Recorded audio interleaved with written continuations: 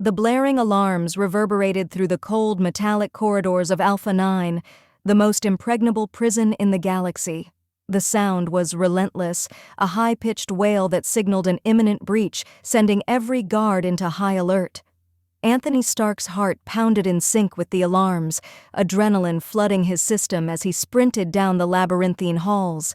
His muscles strained against the confines of his drab gray prison jumpsuit, every fiber of his being focused on a singular goal: freedom. For years, Anthony had bided his time in this galactic hellhole, meticulously plotting his escape with the precision of a master tactician. Each day he had observed, calculated, and prepared, waiting for the perfect moment to strike. That moment was now. His breath came in ragged gasps, but his mind was clear, every step taking him closer to the exit, closer to the life that had been stolen from him. "Stark! Halt or I'll shoot!" A guard's voice echoed through the corridor, sharp and authoritative. The man's laser rifle was trained on Anthony, the barrel glowing ominously as it charged. But Anthony didn't slow down. He didn't even glance back. Instead, he smirked, his lips curling in a way that would have been infuriating if the guard could see it. "Sorry, buddy," Anthony called back, his voice laced with defiance and a hint of mockery. "I've got an appointment with freedom, and I don't intend to be late." With the agility of someone who had once been one of the galaxy's most elite space marines, Anthony leaped over a security barrier, his enhanced reflexes turning what would be an impossible feat for others into something almost effortless. The guard squeezed the trigger, but the shot went wide, the sizzling energy beam missing Anthony by mere inches and scorching the cold metallic wall where his head had been moments before. As he rounded a corner, Anthony spotted his destination, the emergency escape pods. They were sleek, compact, and, most importantly, his ticket out of this wretched place. He had spent countless hours studying the prison's layout, hacking into its systems, and disabling the lockdown protocols that would otherwise have sealed the pods. The plan was perfect. The chaos that erupted behind him was his doing, a distraction orchestrated to cover his escape. Slamming his palm onto the activation panel, the pod's door hissed open, and Anthony didn't hesitate. He dove inside just as another volley of laser fire erupted from behind. The door sealed shut with a reassuring click, the interior lights flickering on as the pod systems came online. "Nice try, fellas," Anthony muttered to himself as he strapped in, "but this game is over."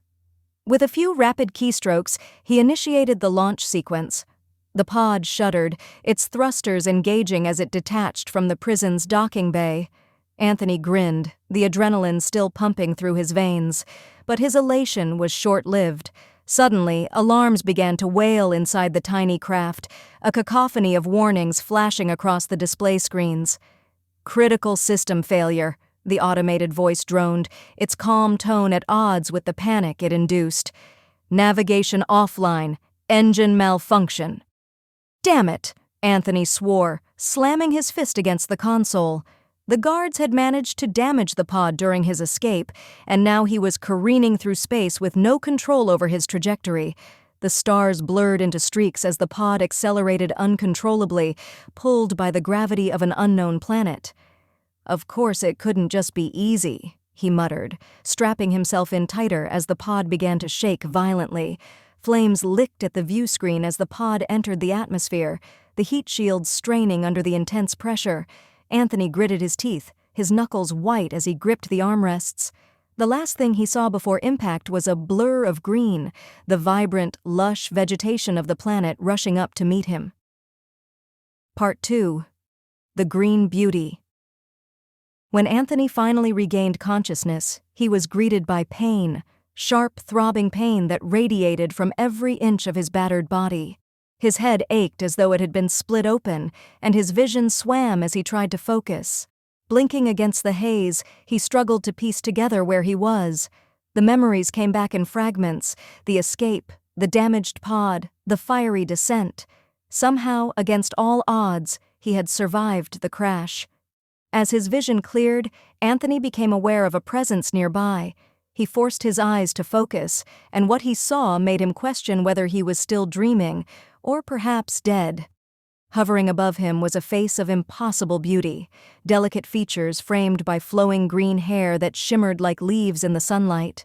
But what truly captivated him were her eyes, deep emerald pools that seemed to glow with an inner light, radiating warmth and curiosity.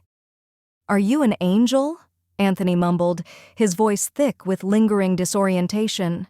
He wasn't entirely sure if he was conscious or if this was some strange vision his mind had conjured up in its battered state. A melodious laugh filled the air, a sound so beautiful and rich that it seemed to ease his pain, if only slightly.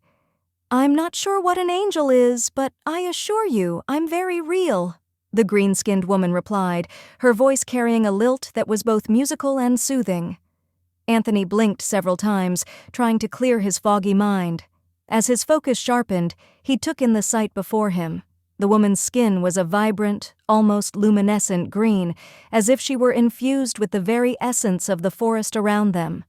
Her figure was breathtaking, her curves accentuated by clothing that seemed to be woven from iridescent leaves, each one shimmering with an ethereal glow. "I must have hit my head harder than I thought," Anthony muttered, still half convinced that this was some sort of post-crash hallucination. "I'm Roxy," the green-skinned beauty said, her voice softening as she reached out to help him sit up. Her touch was gentle, yet there was an undeniable strength in her slender fingers. "You're the first human I've ever seen in person. What's your name, stranger?" Despite the pain and confusion, Anthony's instinctive charm kicked in. Flashing what he hoped was a roguishly handsome smile, he replied, "Anthony Stark, at your service. And might I just say, I've always had a thing for the color green, but now I'm absolutely certain it's my favorite." Roxy's cheeks deepened in color, darkening to a richer shade of green. Was she blushing? Anthony wondered. The idea intrigued him. "Are all humans as forward as you?" Roxy asked, her eyes sparkling with amusement. "Only the ones who know how to recognize beauty when they see it," Anthony replied smoothly, despite the throbbing pain in his ribs. He tried to stand, but a sharp jolt of pain shot through his body, and he nearly collapsed again. Roxy caught him, her touch firm yet gentle. "Easy there," she said, her voice filled with concern. "You're injured. You should rest." Anthony shook his head, trying to ignore the pain. "Can't rest. Need to figure out where I am? What's going on? Last thing I remember is crash landing on some unknown planet." "You're on Zen 3, Roxy explained, looping one of his arms over her shoulders to help him walk. "We don't get many visitors here, especially not ones that fall from the sky. Are you in trouble?" Anthony chuckled, though it quickly turned into a wince of pain. "What gave it away? The dramatic crash landing or the fact that I look like I've been through a meat grinder?" Roxy giggled, the sound like music to Anthony's ears, easing the pain just a little. "Both, I suppose. But don't worry. You're safe now. Let's get you somewhere you can rest and recover. You can tell me all about your troubles, and about Earth. I've always been curious about your planet." As they made their way through the lush, alien landscape, Anthony couldn't help but marvel at the vibrant flora and fauna surrounding them. The trees were enormous, their trunks thick and covered in bioluminescent moss that glowed softly in the twilight. Strange creatures flitted through the air, their wings leaving trails of sparkling light in their wake. It was like nothing he had ever seen before, an alien paradise hidden away in the depths of space. "So, Roxy," Anthony began, his natural charm shining through despite his battered state. "Do you often take in stranded space criminals, or am I just special?" Roxy raised an eyebrow, her green lips quirking into a smile. "Space criminal, huh? That sounds exciting. And dangerous. What did you do to end up here?" "I prefer the term misunderstood hero," Anthony said with a wink. "But let's just say I made some powerful enemies, and they decided to lock me up in a place where they thought I'd never get out. Looks like they underestimated me." Roxy smiled, a mix of admiration and curiosity in her eyes. "Well, I'm glad they did. Otherwise, I might never have met a real-life human. They arrived at what appeared to be a dwelling carved into an enormous bioluminescent tree, its bark glowing with a soft, pulsing light. The entire structure was woven from vines and leaves, yet it seemed sturdy and warm, a perfect blend of nature and shelter. Roxy guided Anthony inside, helping him to lie down on a bed made of soft, moss-like material. "Rest here," she said, her tone gentle but firm. "You need to heal, and I need to prepare something to help with your injuries." Anthony nodded, exhaustion finally catching up with him. As Roxy moved about, gathering various herbs and glowing plants, he watched her with a mixture of fascination and gratitude. Who would have thought that a crash landing on an alien planet could lead to such an unexpected encounter? Part 3. The First Kiss. As the days passed, Anthony's injuries began to heal, thanks in no small part to Roxy's care. She nursed him back to health with a combination of herbal remedies and gentle attention, and as the pain subsided, Anthony found himself increasingly captivated by her. They spent hours talking, sharing stories of their vastly different worlds, and the more Anthony learned about Zen 3 and its green-skinned inhabitants, the more he realized just how unique Roxy was. One evening, as the two sat together on a natural balcony overlooking a serene, moonlit forest, Roxy's curiosity got the better of her. She had learned so much about Earth and its people from Anthony, but there was one thing she still didn't quite understand. "Anthony," she began, her voice soft, almost hesitant, "I've heard you talk about dating and romance before, but I don't fully understand. What do humans do when they're, interested in each other?" Anthony chuckled, looking out over the ethereal landscape before turning his gaze back to Roxy. "Well, when two people are interested in each other, they might go on dates, doing things they both enjoy, like having a nice meal together, watching a movie, or just spending time in each other's company." Roxy frowned slightly, her curiosity clearly piqued but not fully satisfied. "That sounds pleasant, but not very exciting. Do humans not engage in thrilling activities together? Like, I don't know, hunting?" Anthony laughed, imagining the idea of taking someone on a hunting date. "Oh, we do. There are plenty of thrilling activities, hiking, sports, dancing, and, some activities that are a bit more intimate." Roxy's frown deepened as she considered this. "Intimate? What do you mean by that?" Anthony hesitated, searching for the right words.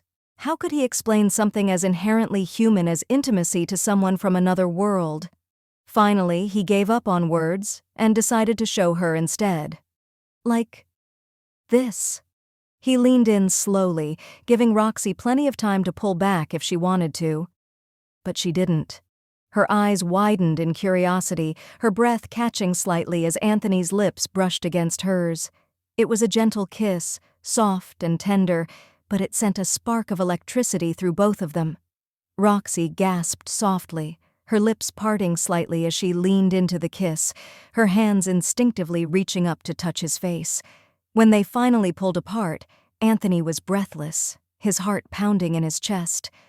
Roxy's eyes were wide with wonder, her fingers still resting lightly against his cheek. "That," Anthony said softly, his voice a little hoarse, "is what we call a kiss." Roxy's gaze was filled with awe, her emerald eyes shimmering in the moonlight. I like it," she whispered, her voice tinged with both amazement and desire. "Can we do it again?" Anthony laughed softly, pulling her close. "I'd be disappointed if we didn't." And with that, they kissed again, the connection between them growing stronger with each passing moment, the lines between their two worlds blurring in the light of the moonlit forest.